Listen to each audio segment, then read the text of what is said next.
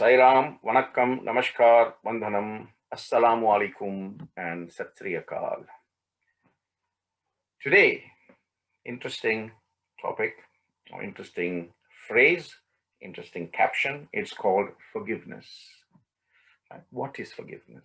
What is the value of forgiveness in our day-to-day life as a human being? And what is the value of forgiveness in your spiritual journey, for example, right?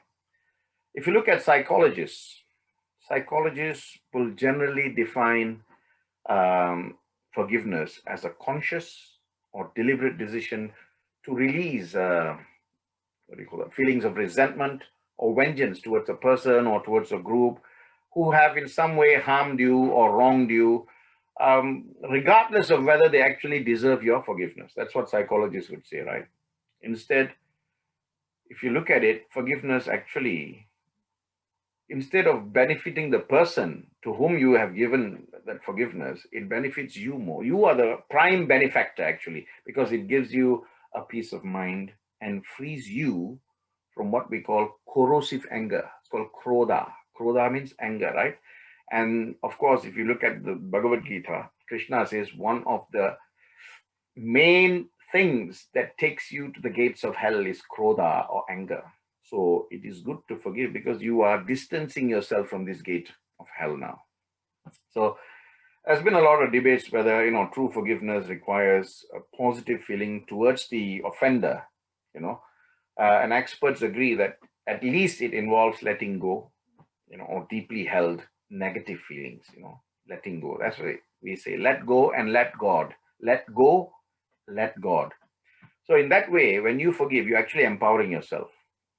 Empowering yourself because you are doing something to recognize the pain you have suffered, and you are actually releasing yourself from the continuing pain by doing this forgiving act of forgiveness. You're actually healing yourself, So there were two friends, story time, two friends, they were walking through a little, forest, past the desert and all that. And one stage of their journey, they were talking many things, and at one point they had an argument. The argument became so heated that one friend slapped the other friend on his face. Of course, the person who got slapped was very hurt, and without saying anything, he just sat down on the sand and he wrote on the sand, "Today, my best friend slapped me in the face." And after a while, he got up and he walked, and his friend who was just waiting there, who didn't speak to him or what, saw what he did, but he just kept quiet. So they both started walking again. And then at some point they came to a little river, and, they both decided to have a bath. And, they were bathing. And at one point, the boy who got slapped, he suddenly slipped on a rock and he was beginning to drown because, he hit his head.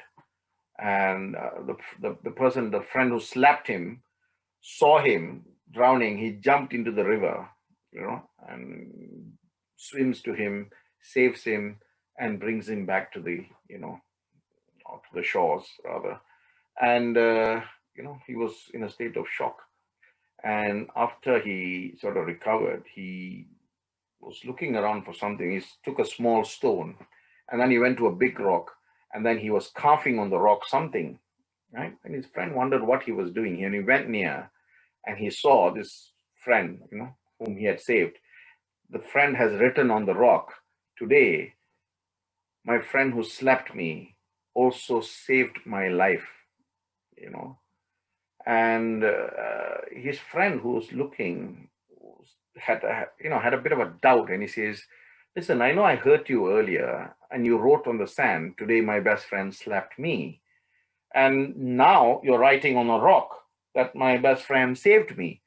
Why? And what's the difference?"